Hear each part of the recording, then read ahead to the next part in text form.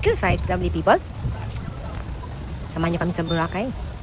Ito yung December 31 sa Boracay. Pero bago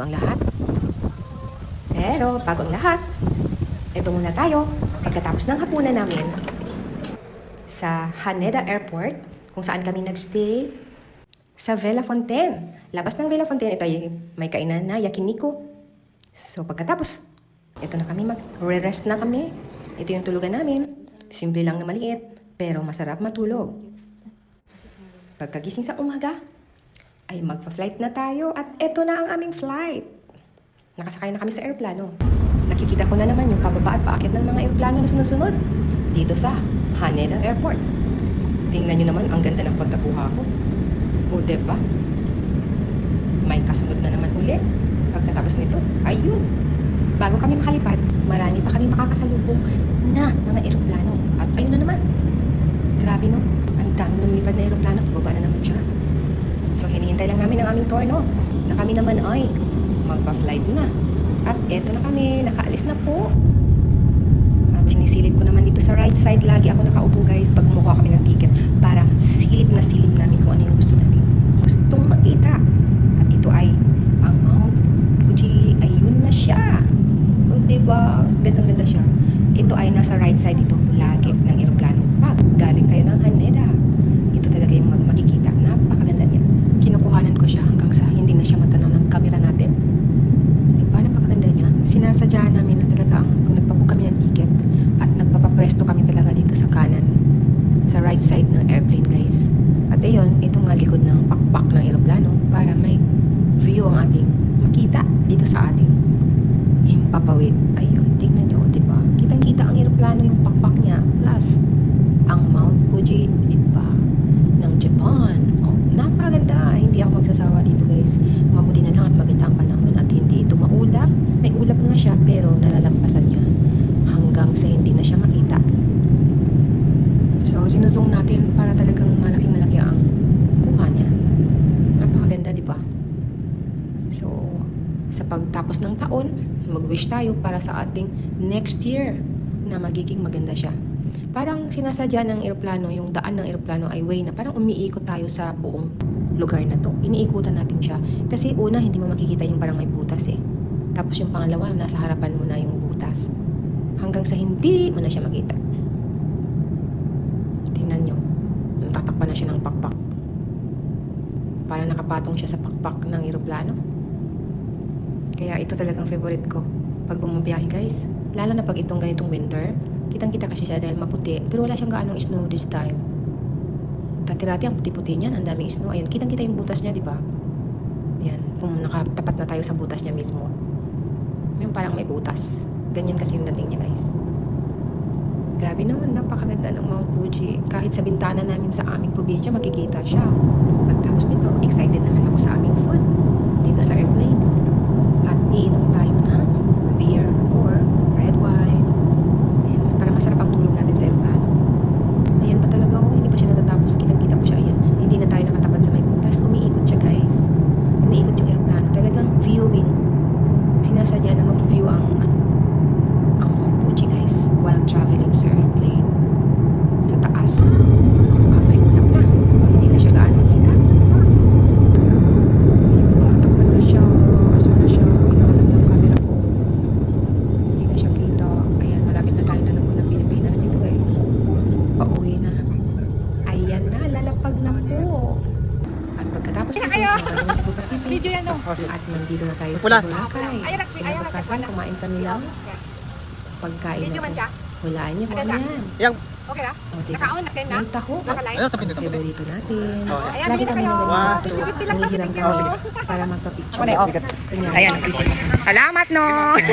Ako kay Chad. Ah, di na. Pero ganun pa man, pagkatapos naming mag-walking, meron talaga kaming breakfast. Ayan, ang Boracay. Wala pang gaanong tao dyan. Pero, maulap guys. Mukhang uulan. Medyo makulimlim ang panahon. Ganun pa man masarap ang pag-walking-walking. At ito na ang agahan natin. Awalan ka. Philippine food buffet.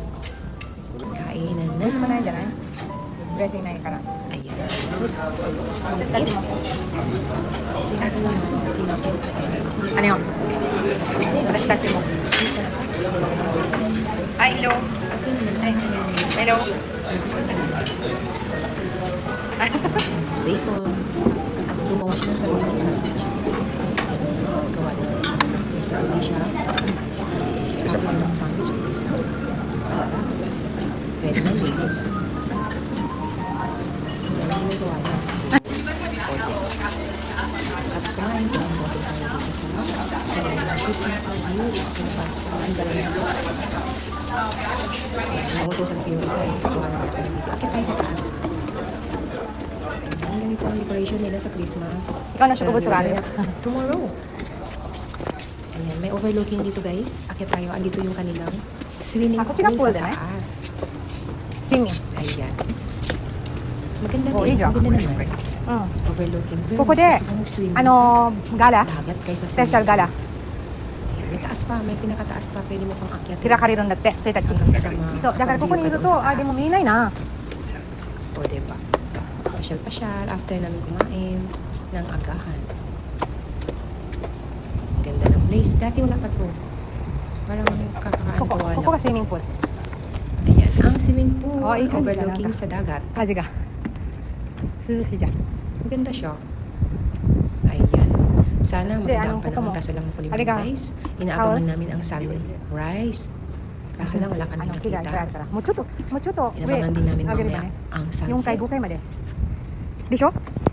Ayan, mamayang gabi guys, Sa kish ka countdown na. mo tumiro dyan umi. Pero nandito na kami sa taas. Ayan, dahil ang asawa ko ay ang trabaho niya ay tungkol sa ganitong outdoor design. At alam, may nasasabi siya guys, ang Pinoy nga naman, tingnan nyo. Maganda na sana pero yung gawa, tingnan yung gilid. Pinapansin niya yung ganyan.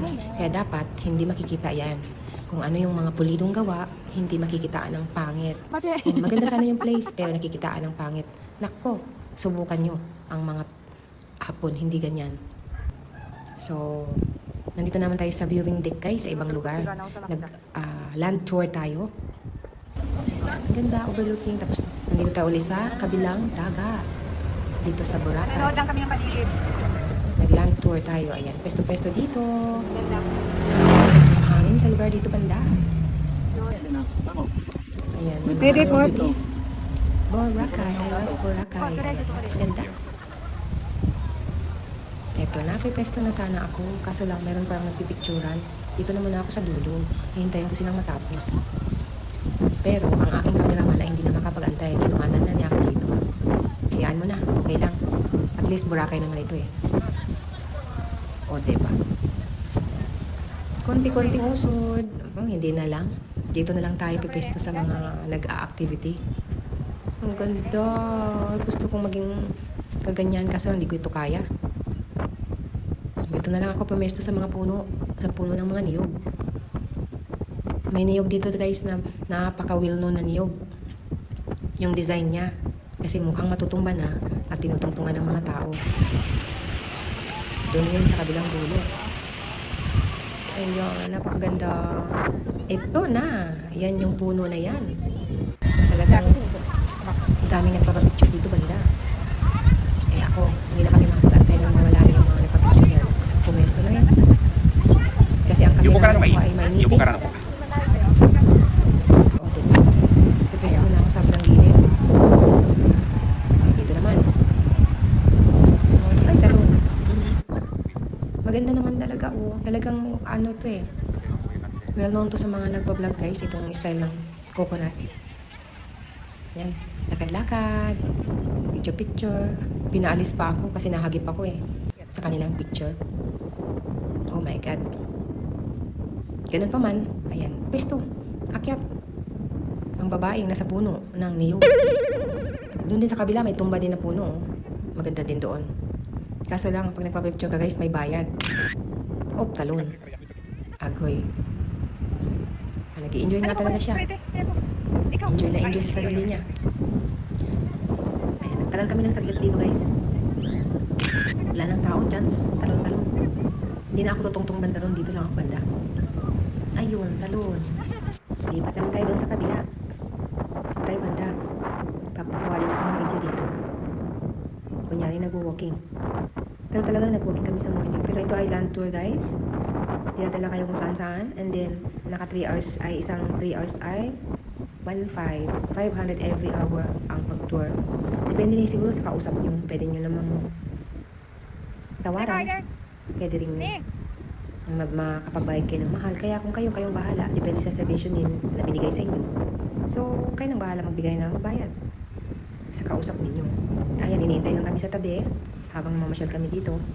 Mamaya-maya lilipat naman kami na ibang lugar. Maraming maiikutan dito sa Boracay. Ang ganda-ganda kasi ng place. Nag-enjoy din kami. It's been a long time kasi na hindi kami nakabalik dito. 2019 ang pinakalas naming punta dito. So, naulit lang this 2004. 2024. So, 5 years din na hindi kami nakabalik dito. Pero madalas kaming nandito, guys. Nung nakaraang mga taon, halos yearly kami nandito, 7 beses. At ngayon lang kami uli nakabalik. Marami namang pagbabago. Medyo maganda na yung lugar, lalong gumanda. At yung white sand, malinis na siya. Pero depende sa buwan. Meron din kasing madumi ang paligid, lalo na pagka maraming lumot. Ngayon, dito sa side na to, medyo maraming dumi. Maraming naaalod sa alon. Pero maganda naman yung place.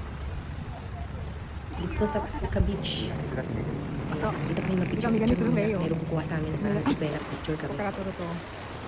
Akala mo naman, artista, agoy-agoy. Pero syempre, nag-enjoy kasi kahit ano, hayaan mo na. Picture-picture, tapos konting pag meron ka inutosang magpa-picture, may konting bayad, bigay ka ng tip, ganyan. Ganun dito sa Boracay, guys. Maraming kumikita, pero hinuhuli din minsan yung mga batang nangunguha ng picture na nagpapabayad. Tinitingnan na kanyang gupit. Ayan. So, Happy New Year, everyone. Happy New Year! Countdown na mamaya. Titignan naman natin, guys, ang next natin video, yung countdown at yung fireworks dito sa Boracay. Sa sunod nating video, thanks for everyone. Thanks for watching. See you in my next video, guys. Bye-bye! Boracay again ang ating content.